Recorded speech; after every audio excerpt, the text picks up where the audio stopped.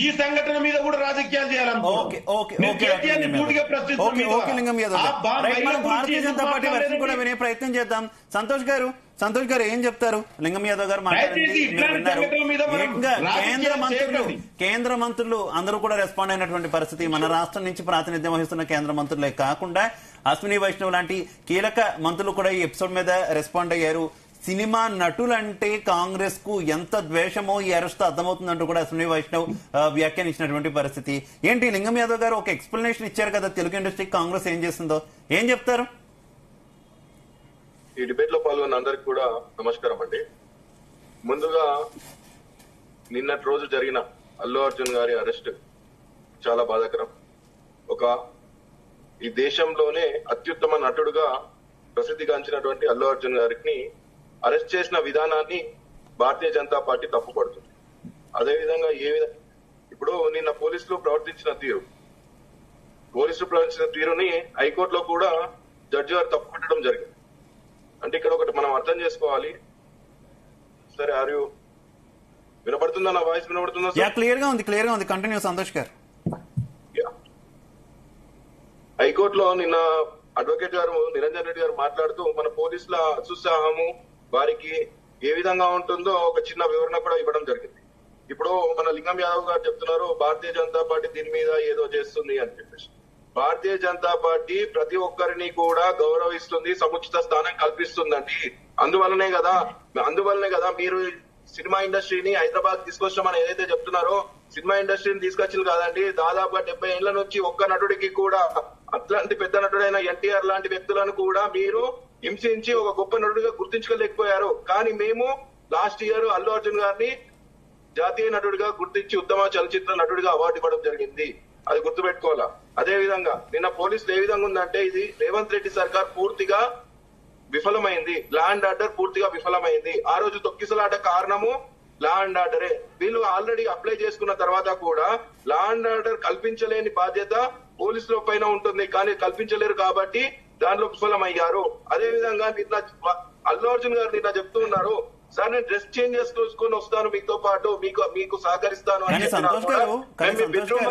కానీ సంతోష్ గారు జరగరాని ఘటన జరిగినప్పుడు, ఒక మహిళ మృతి చెందినప్పుడు, ఆమె కుమారుడు ప్రాణాపాయ స్థితిలో ఉన్నప్పుడు ఈ రకంగా కేంద్ర మంత్రులు గాని ఇంకొకరు గాని ఎవరు కూడా రెస్పాండ్ కాకుండా, అప్పుడు ప్రభుత్వం వైఫల్యమైంది, ఇంటెలిజెన్స్ వైఫల్యమైంది, పోలీసుల వైఫల్యం అనేటువంటి కామెంట్స్ అప్పుడు చేయకుండా ఒక నటుడిని దీంట్లో పాత్ర ఉందని పోలీసులు అరెస్ట్ చేసినప్పుడు మాత్రం అందరూ కూడా ముందుకొచ్చి ఈ రకంగా ప్రభుత్వం వైఫల్యమైంది, అసలు తప్పు అల్లు అర్జున్ది కాదు, పోలీసుల మీద చర్యలు తీసుకోవాలని ఇప్పుడు అడగడం ఏంటి? అదేదో అప్పుడే అడుగుంటే బాగుండేది కదా సంతోష్ గారు. మీరు గుర్తుంచుకోవాల్సిన విషయం ఏంటంటే, మనం గత డిబేట్ లో కూడా భారతీయ జనతా పార్టీ తరఫున మేము డిమాండ్ చేసినాము 5 కోట్ల నష్టపరిహారం ఇవ్వాలి, వెంటనే బాధిత కుటుంబాన్ని పరామర్శించాలని. ఇదే డిబేట్ లో కదండి మనం last time Bharatiya Janata party తరఫున డిమాండ్ చేసింది. మీరు మర్చిపోయారా? అదే రోజు కదా మేము భారతీయ జనతా పార్టీ తరఫున పరిహారం ఎవరు ఇవ్వాలి, ఎవరు పరామర్శించాలని కోరుతున్నారు? మీరు పరిహారం ఎవరు పరామర్శించాలని కోరుకుంటున్నారు? బాధిత కుటుంబానికి మైత్రి మూవీస్ గానీ, అల్లు అర్జున్ గారు గానీ, అదే విధంగా సంధ్య థియేటర్ గానీ, ఒక పక్క సంతోష్ గారు వాళ్ళది తప్పు లేదు అన్యాయంగా అరెస్ట్ చేశారంటున్నారు. మరో పక్క మీరే వాళ్ళు పరిహారం ఇవ్వాలి, 5 కోట్ల పరిహారం ఇవ్వాలి, వాళ్ళే వచ్చి పరామర్శించాలని అంటున్నారు. ఏది కరెక్ట్?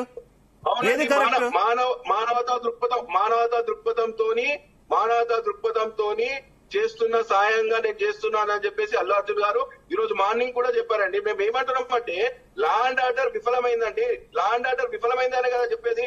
మీరు ఏం చేశారు? ఒక్క నిమిషం లెట్ మీ కంప్లీటెడ్.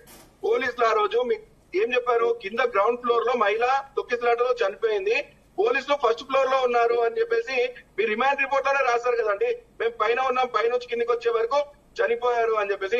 మీరు నటుడిని సంరక్షించడానికి మీరు ఉన్నారు, కానీ జనాన్ని కంట్రోల్ చేయడానికి మీరు ఎటువంటి పోలీసుని ఉపయోగించలేరు.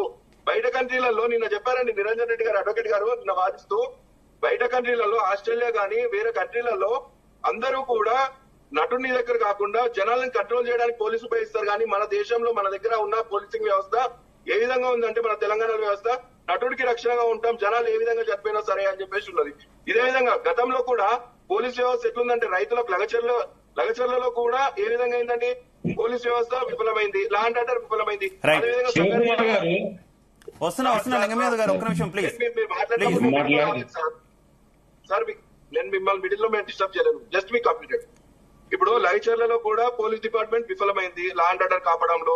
అదే విధంగా ఖమ్మంలో ఇంతకుముందు గత ప్రభుత్వం బీఆర్ఎస్ ప్రభుత్వం ఖమ్మంలో రైతులకు బేడీలు వేసింది సార్.